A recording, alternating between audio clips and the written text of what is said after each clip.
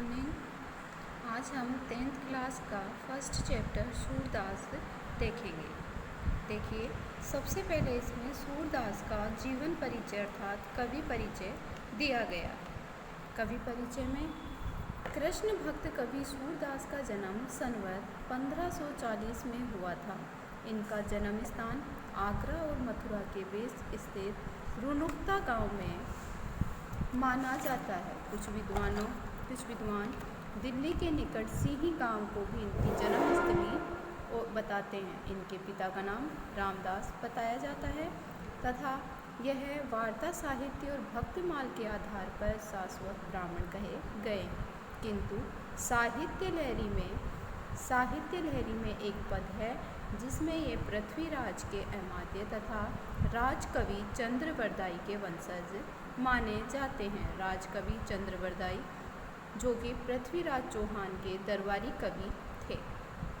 साथ ही किंतु साहित्य लहरी में एक पद में जिनमें पृथ्वीराज के अमात्य तथा राजकवि चंद्रवरदाई के वंशज ब्रह्मभट्ट मालूम होते हैं। इस पद से बहुत सी बातें ज्ञात होती है। इसी पद के आधार पर कहा जाता है कि ये नेत्रहीन होने के कारण एक अंधकूप में गिर पड़े थे। 6 दिन वहाँ पड़े रहने के बाद ये भगवान श्री कृष्ण ने इन्हें दर्शन दिए और सह नेत्र कर दिया अर्थात नेत्र दे दिए। इस पर सूरदास ने कहा कि हे प्रभु, जिन नेत्रों से मैं आपके दर्शन मैंने कर लिए उन नेत्रों से मैं सांसारिक पापों को नहीं देखना चाहता। उनके निवेदन से वे नेत्र सदा के लिए बंद हो गए, लेकिन उन्हें प्रज्ञा चक्षु अर्थात ज्ञान चक्षु दे दिए गए। सूरदास जन्म से अंधे थे, यह विवादास्पद है। इस संबंध में अधिकांश विद्वानों का मत है कि वह जीवन के अंतिम समय में अंधे हुए थे, क्योंकि इनका परिणाम हमें इनके पदों से मिलता है। यह माया झूठी की लालच दुर्बुद्रग अंधे भयो अर्थात इसमें बताया गया है कि जो ये सांसारिक मोह माया है, ये सब लालच है, ये सब दुर्ग अर्थात अंध हैं। इसे हम इनमें विषय वासना और माया में हमें लिप्त नहीं होना चाहिए। आचार्य वल्लभ ने अपने सिद्धांतों में सूरदास को दीक्षित किया, शिक्षा दी और उसी समय से उनकी दास्य भाव की भक्ति सख्य भाव में परिणत हो गई। अर्थात जब ये पहले इनकी जो भक्ति थी वह दास्य भाव की थी, फिर इसके बाद में जब इन्होंने वल्लभाचार्य जी से शिक्षा दीक्षा ले ली, उसके बाद में इनकी भक्ति सांख्य भाव अर्थात सखा भाव की हो गई। अपने गुरु वल्लभाचार्य की आज्ञानुसार इन्होंने ईश्वर की कथा को भाषा में वर्णन करने का कार्य प्रारंभ कर दिया। सूरदास की उपलब्ध रचनाएं 3 हैं। नंबर 1 सूरसागर साहित्य लहरी, नंबर 3 सूरसरावली। सूरसागर इनका प्रमाणिक अत्युत्तम एवं श्रेष्ठ काव्य ग्रंथ है जो इनकी कीर्ति को अक्षय रखने के लिए पर्याप्त है। सूरदास ने ब्रज भाषा का प्रयोग किया है। इनके पूर्ववर्ती किसी भी कवि की भाषा में काव्य छटा न तो इतनी साहित्यिक है और न इतनी सौंदर्यपूर्ण। अब आता है पाठ परिचय। प्रस्तावित पहले पद में कृष्ण और राधिका के प्रथम मिलन का वर्णन अपरिचय की दीवार कृष्ण के पहल से समाप्त होती है। राधिका बहुत ही चतुराई से कृष्ण की खूबियों एवं खामियों अर्थात कमियों को ब्याज स्तुति रूप में कह जाती है। इसमें ये बताया गया है कि जब श्री कृष्ण और राधिका पहली बार उनकी भेंट होती है तो किस प्रकार से राधिका उन चतुर भरी बातों में अपनी श्री कृष्ण को उत्तर देती है। अत्यंत कृष्ण राधिका को संग खेलने के लिए आमंत्रित करते हैं। शेष 3 पदों में उद्धव और गोपियों के संवाद हैं।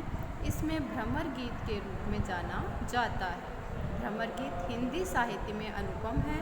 उद्धव निगुण ब्रह्मा के प्रवक्ता हैं अर्थात उद्धव जब इसमें ये बताया गया है कि जब श्री कृष्ण मथुरा चले जाते हैं गोपियों को छोड़कर, गोपियाँ विरह वेदना से व्यथित होती है, दुखी होती हैं, तो उस समय वह उद्धव को उनकी विरह वेदना को शांत करने के लिए भेजते हैं और यह यहाँ उद्धव निगुण ब्रह्मा के प्रवक्ता के रूप में उन्हें वचन ज्ञान देते हैं। और वह गोकुल आते हैं, किंतु कृष्ण के सम्मोहन में डूबी गोपियों के विचार सुनकर हृदय से निरुत्तर हो जाते हैं। गोपियों के उपालम विदग्धता और करुणा से भरे हैं। गोपियों के व्यंग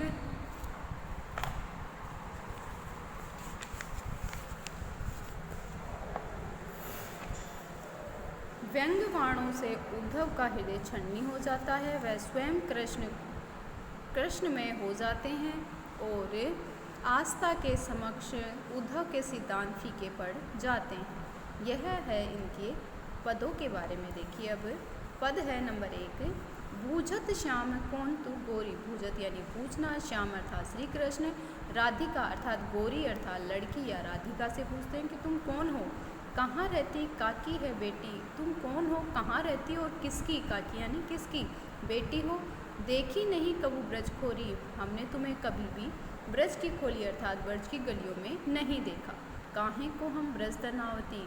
तो श्री राधिका कहती है कि हम किस लिए ब्रज की गलियों में आते, खेलत रहती अपनी पोरी, हम तो अपनी ही पोरी अर्थात दहलीज, अपनी ही दहलीज पे खेलते हैं। सुनत रहती स्वर्णी नंद टोडा, हमने सुना है लेकिन अपने कानों से, नंद टोडा अर्थात नंद लाला का पुत्र, करत फिरत माखन दधी चोरी, दधी यानी दही, मक्खन और दही की चोरी इधर उधर करता हुआ फिरता है। तुम्हारो कहाँ चोरी हम ले, तो श्री कृष्ण कहते हैं कि हमने तुम्हारा क्या चुरा लिया है। खेलन चलो संग मिली जोड़ी, चलो साथ मिलकर जोड़ी बनाकर खेलते हैं। सूरदास प्रभु रसिक शिरोमणि, बातनी भूरी राधिका भोरी। इस प्रकार से सूरदास जी कहते हैं कि जो शिरोमणि अर्थात श्री कृष्ण हैं, जिसके मस्तिष्क पर मणि विराजमान है, वह भोली भाली राधिका को अपनी चतुर भरी बातों में उलझा रहे। अब दूसरा देखिए, मधुकर श्याम हमारे चोर। जब श्री कृष्ण उद्धव को भेजते हैं गोपियों को समझाने के लिए, उनकी विरह को दूर करने के लिए, तो वह उनके पास आते हैं और कहते हैं मधुकर श्याम हमारे चोर।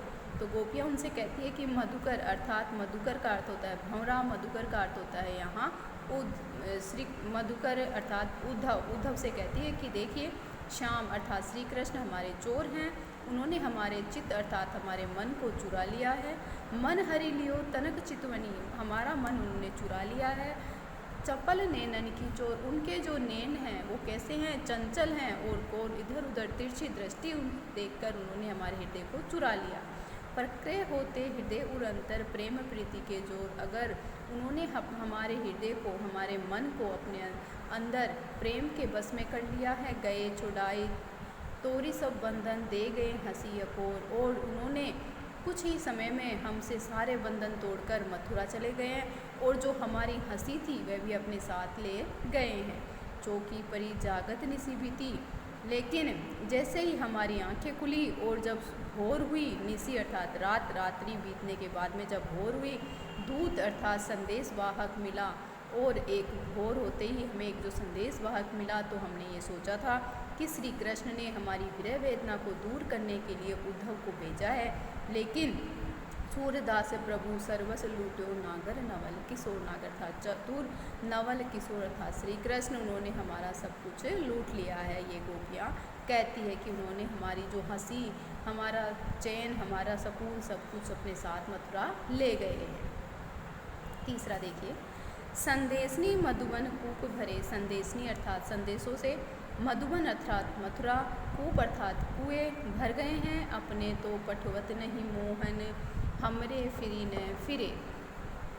गोपियाँ कहती हैं उद्धव से कि अरे उद्धव, हमने श्री कृष्ण के लिए कई बार संदेश भेजे हैं, लेकिन संदेश पढ़ने के बाद में भी उन्होंने हमारी कोई सुध नहीं ली, या तो जो संदेश हमने भेजे थे उनसे उन्हें कोई समाचार नहीं मिला, या फिर जिते पथिक गए पठे मधुबन को बहुरी न शोध करे, जितने भी पथिक अर्थात राहगीर गए हैं मथुरा को गए हैं, उनका हमें कोई समाचार नहीं मिला, कोई सुध उनकी नहीं मिली।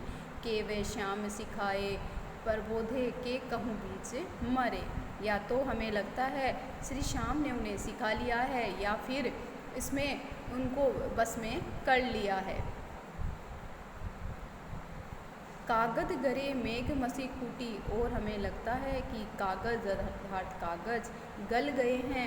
अधिक बारिश होने के कारण मथुरा में जो कागज़ है वो गल के नष्ट हो गए हैं। मसी अर्थात शाई, और जो सरकंडे जिनसे कलम बनाई जाती है वो भी आग लग जाने के कारण जलकर नष्ट हो गए हैं। सेवक सूर लिखन को आते हो, पलक कपाट अरे। सेवक अर्थात दास, ये दास आपका सूरदास कहते हैं कि जो मैं दास हूँ आपका और वो लिखने के आदि हूँ। और कपाट, पलक कपाट अरे, और आँख बंद करके उन्होंने श्री कृष्ण की स्तुति की है और लिखा है। देखिए तीसरा पैराग्राफ देखिए, उद्धव मन माने की बात। अब श्री कृष्ण जब उद्धव को भेजते हैं वह उन्हें हठ योग की साधना के बारे में मार्ग बताते हैं गोपियों को। तो गोपियाँ उन्हें समझाती है कि अरे उद्धव, ये तो मन में आने की, अपने मन को मानने की बातें हैं।